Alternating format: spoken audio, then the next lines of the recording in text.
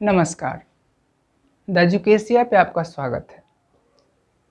इस चैनल का उद्देश्य समाज में शिक्षा के प्रति जो महत्वपूर्ण स्तंभ है उसको जोड़ना है और उनसे समाज के नई दिशाओं में निर्माण करना है।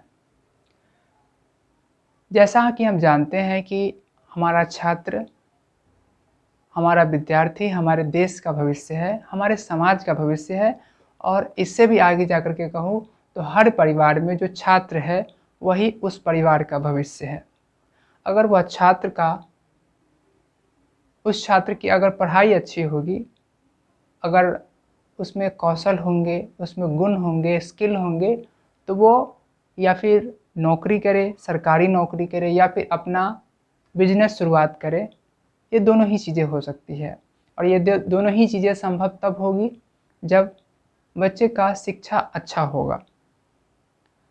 जैसा कि हम जानते हैं कि हमारे संस्कृत का श्लोक है, विद्या ददाति विनयम, अर्थात विद्यार्थी में व्यवसाय के जरिए या फिर सरकारी नौकरी के जरिए धन का अर्जन करना, रुपये पैसे का अर्जन करना उद्देश्य है और यह उद्देश्य सिर्फ इतना ही तक सीमित नहीं है। एक अच्छे समाज के लिए उसका व्यवहार, विचार, व्यक्तिगत जीवन, व्यक्तिगत व्यवहार भी बहुत महत्वपूर्ण है और उसको बहुत मायने रखता है। तो आज हम बात करते हैं कि छात्र के विकास के लिए, उसके अच्छे भविष्य के लिए सबसे महत्वपूर्ण बातें क्या हैं। सबसे महत्वपूर्ण बातें हैं उसका परिवेश, वह जिस परिवेश में रहता है, उस परिवेश में जिस प्रकार के आदर्श होंगे, जिस प्रकार के परिस्थितियां होंगी और वहाँ पे उसके परिवेश में जो सबसे उच्च मूल्य चीज़ें होंगी वह उसी का अनुकरण करेगा। तो हम किसी भी समाज की किन चीज़ों को आदर्श के रूप में स्थापित करना चाहते हैं ताकि आगे आने वाली पीढ़ी उसका अनुकरण करने, ये हम पे निर्भर करता है। छात्र का पहला विद्यालय उसका घर होता है और पहला गुरु उसके माता पिता होते हैं। इसलिए सबसे पहला कर्तव्य है कि वो माता पिता अपने घर में, अपने परिवार में किस तरह के व्यवहार, किस तरह के वातावरण का निर्माण करते हैं और किस तरह के वातावरण को प्रोत्साहित करते हैं, किस तरह के व्यवहार को प्रोत्साहित करते हैं। वह व्यवहार ही उस छात्र के लिए सर्वप्रथम एक मानक होगा, एक स्टैंडर्ड होगा जिसको वह अपने जीवन में बहुत लंबे समय तक अनुकरण करेगा और उसे हटाना भी चाहे तो अभी वह आसानी से नहीं हटा सकता, क्योंकि उसके जीवन में सर्वप्रथम आने वाला, सबसे पहले आने वाला, अनुकरण करने वाला गुण है जो कि वह तब उसके अंदर आई है जब उसके अंदर यह समझ नहीं थी कि वह कितना सही है, कितना गलत है। तो यह बहुत महत्वपूर्ण रखता है, ये बहुत मायने रखता है कि वह आदर्श उस बच्चे के लिए क्या है। अभिभावक इस छात्र के विकास की पहली कड़ी है। दूसरी कड़ी है शिक्षक। शिक्षक भी एक महत्वपूर्ण भूमिका में है जो कि माता पिता के बाद दूसरा स्थान रखते हैं। वो शिक्षक जिस विद्यालय में वो बच्चा पढ़ने जाता है उसका परिवेश कैसा है और शिक्षक किन बातों को बढ़ावा देते हैं, किस तरह के विचारों को बढ़ावा देते हैं, किस तरह की बातों को वह नैतिक मूल्यों में शामिल करते हैं, यह भी महत्वपूर्ण है, यह भी मायने रखता है। और तीसरा छात्र स्वयं है। वह छात्र अपने आप को कितना विकसित करना चाहता है, उसकी स्थिति क्या है, वह उसके लक्ष्य क्या है, यह भी महत्वपूर्ण है। लेकिन उसका लक्ष्य, उसका महत्वपूर्ण कार्य भी यह निर्धारित करता है, इस बात पर निर्धारित होता है कि वह किस परिवेश में है, किस समाज में है, वही उसके लक्ष्य को तय करेगा। अगर वह बच्चा किसी झोपड़पट्टी में अगर वो पला बढ़ा है तो उसका लक्ष्य होगा कि हमने जो भी परिस्थितियाँ झेली है वो परिस्थितियाँ दूसरों को न झेलना पड़े। तो वह छात्र जिस परिवेश में होगा वो उसी परिवेश को सुधारने के लिए कुछ न कुछ लक्ष्य अपना तय करेगा जिससे कि उन समस्याओं को वो ठीक कर सके। तो यह तय करता है कि हम बच्चों को किस तरफ ले जाएं, उनकी दिशा क्या हो, उसके बारे में बच्चों को, छात्रों को अवगत कराएं और उसे सही दिशा दें, सही निर्देशन दें। तो हम पहला बात करते हैं अभिभावक के बारे में, गार्जियन के बारे में। आज के समय का जो सबसे बड़ी विपदा है वह है इंटरनेट, तकनीक। यह तकनीक विज्ञान की देन है और यह तकनीक वरदान है। अगर इसका हम गलत उपयोग करें तो यह अभिशाप भी है। जैसे अभी के समय में जितने भी लोग हैं, जितने भी परिस्थितियां रही हैं हमारे कोविड के दौरान, उस समय हम ज़्यादा लोगों से फिजिकली मिल नहीं पाए।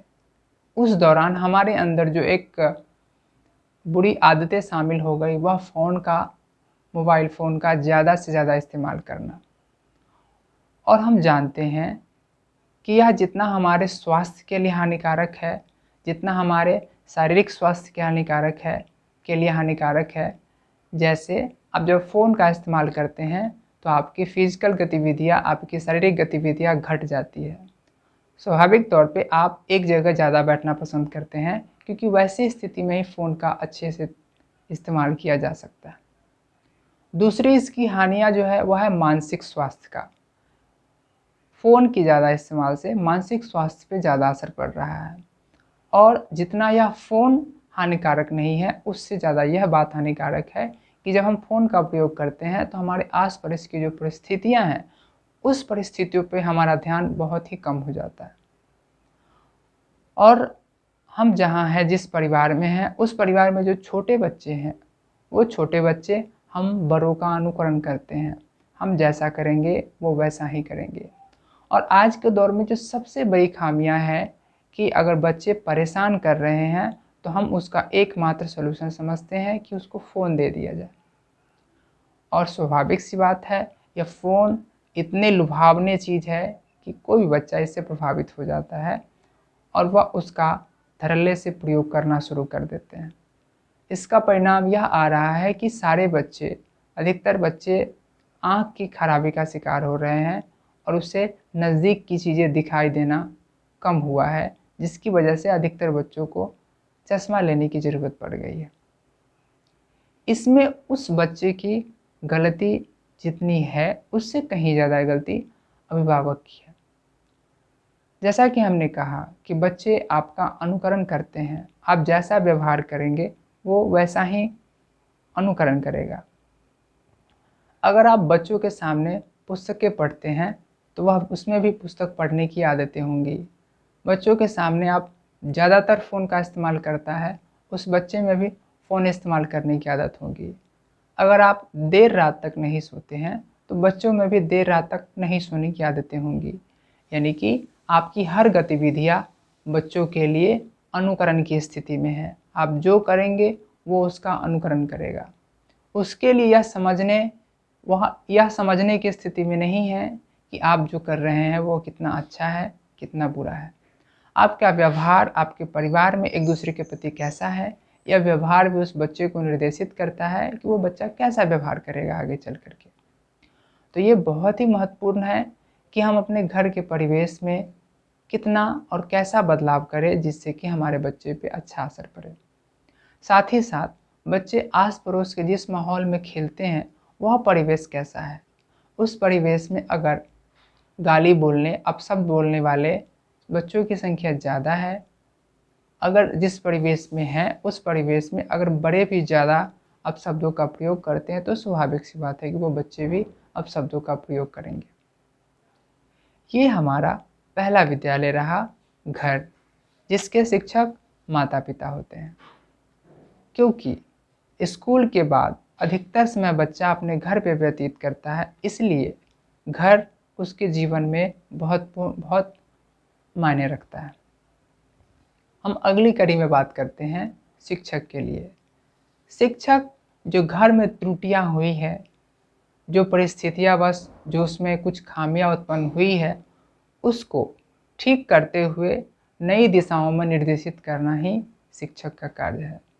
शिक्षक स्कूल में उपलब्ध कराए गए जो सिलेबस है, जो पाठ्यक्रम है, उसकी हेल्प से, उसकी मदद से और साथ से साथ अगर उसमें कुछ खामियां हैं तो भी उसको ठीक करते हुए बच्चों को सही दिशा में आगे ले जाना तय करते हैं। अभी की परिस्थितियों में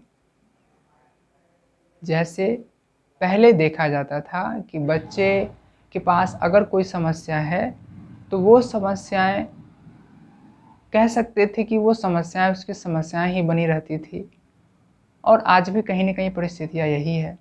लेकिन आज हमारा नियंत्रण हमारे बच्चों पे नहीं है। सच मायने में कहा जाए तो नियंत्रण शब्द नकारात्मक शब्द है। हमें ऐसा कहना उचित नहीं होगा।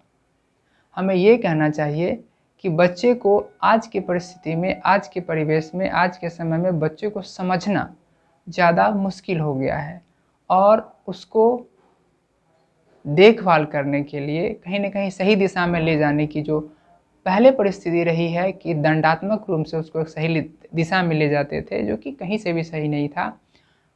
वो उस समय के लिए सही भी था उस परिस्थिति में, लेकिन आज के समय में आप दंडात्मक कार्रवाई नहीं कर सकते, उसको पनिश नहीं कर सकते, क्योंकि उसके पास इतनी सारी सूचनाओं का स्रोत है, और ये भी कह सकते हैं कि वो सूचनाएँ सही है या गलत है, इस बात की उसमें समझ भी नहीं है। इस तरीके से आप उस बच्चे को एक सही दिशा में ले जाना चाहते हैं, तो उसका मनोवैज्ञानिक अध्ययन करना काफ़ी मुश्किल होता जा रहा है। परिस्थितियाँ ये है कि जब उसके पास समस्याएँ आती हैं, तो उसके समाधान के लिए भी जो सुविधाएँ चाहिए वो नहीं है। अगर है भी तो वह उसके काम की स्थिति में अभी नहीं है।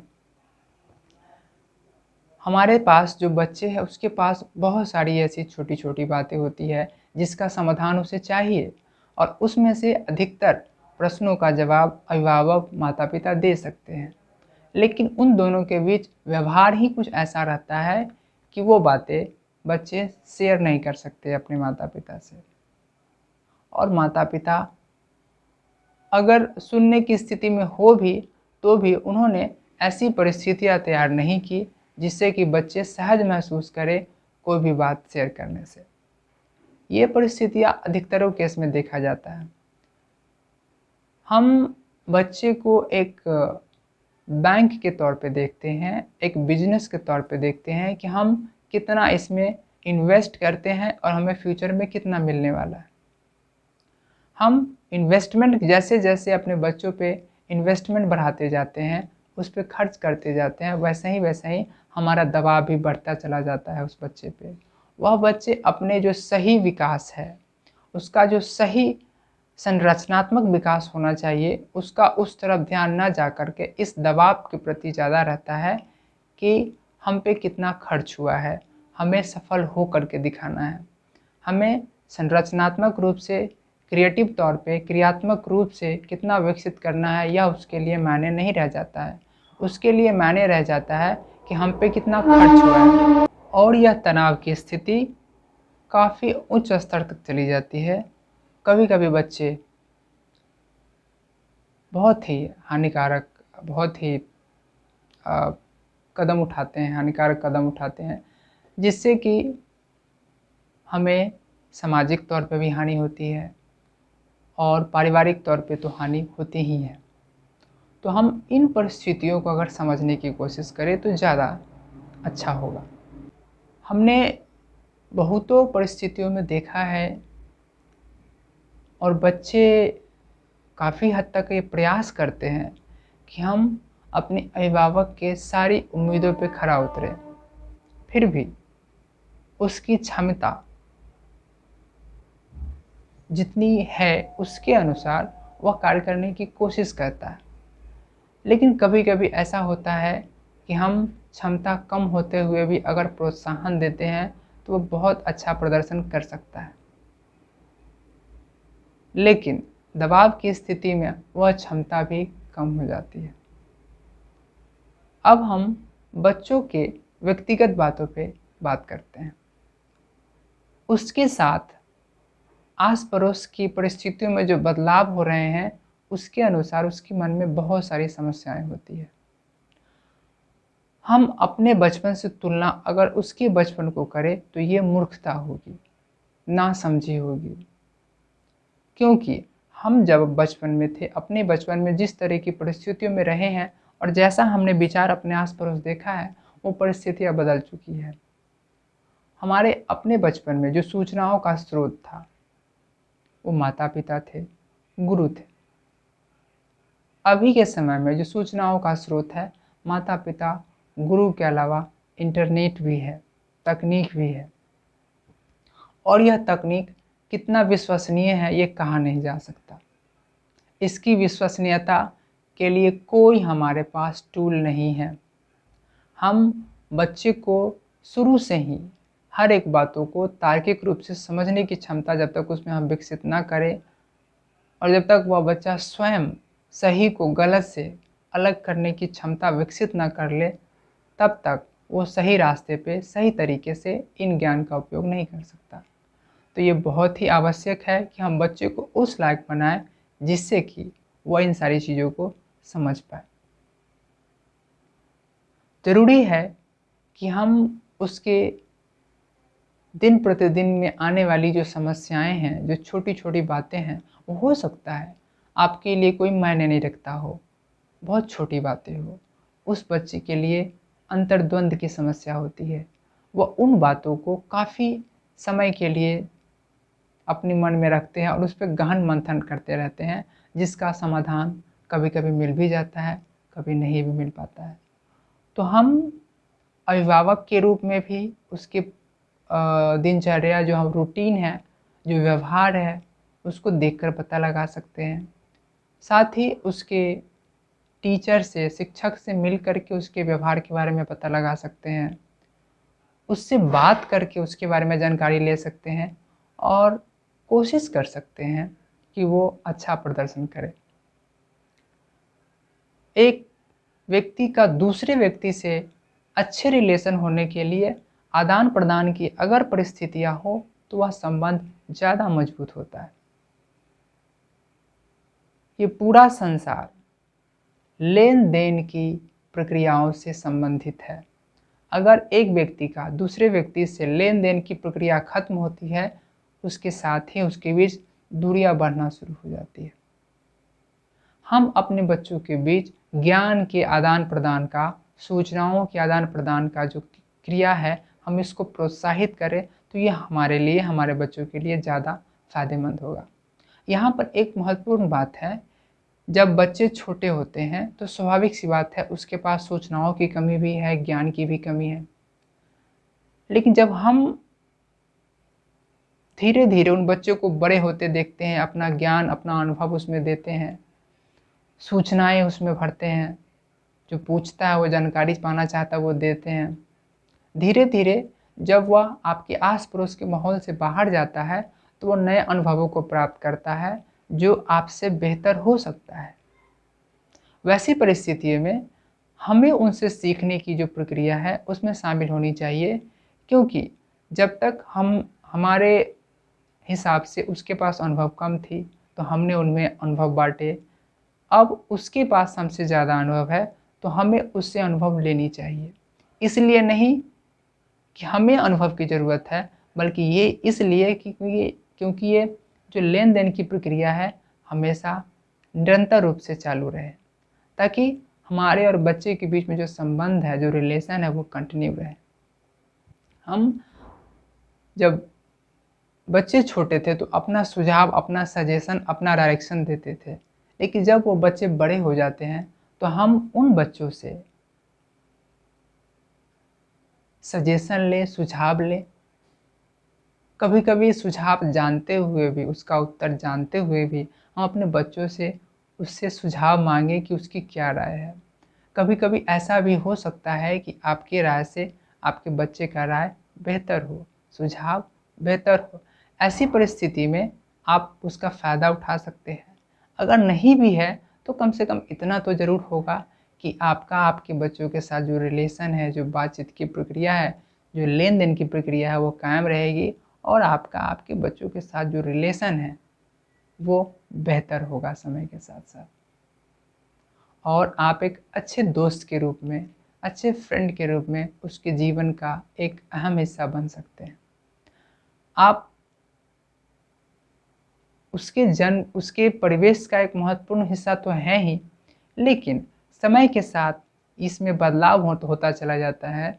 यही वजह है कि हमें अपने स्तर पे भी इस रिश्ते में मजबूती लाने के लिए इन लेन देन की प्रक्रियाओं को शामिल करना चाहिए और इसमें हमें शिक्षकों से मदद लेनी चाहिए और शिक्षकों को भी उसके गार्जियन से, अभिभावक से मदद लेनी चाहिए। जब तक शिक्षक और अभिभावक मिल करके और साथ ही साथ छात्र को भी उस प्रक्रियाओं में शामिल हो करके ट्राईपोलर कंडीशन तैयार करके जब तक काम नहीं करेंगे, तब तक हम बच्चों के बारे में अच्छी राय नहीं बना सकते और उसे अच्छी दिशा में हम आगे नहीं बढ़ा सकते। तो हम मिलते हैं नए मुद्दों के साथ नेक्स्ट वीडियोज़ में। धन्यवाद।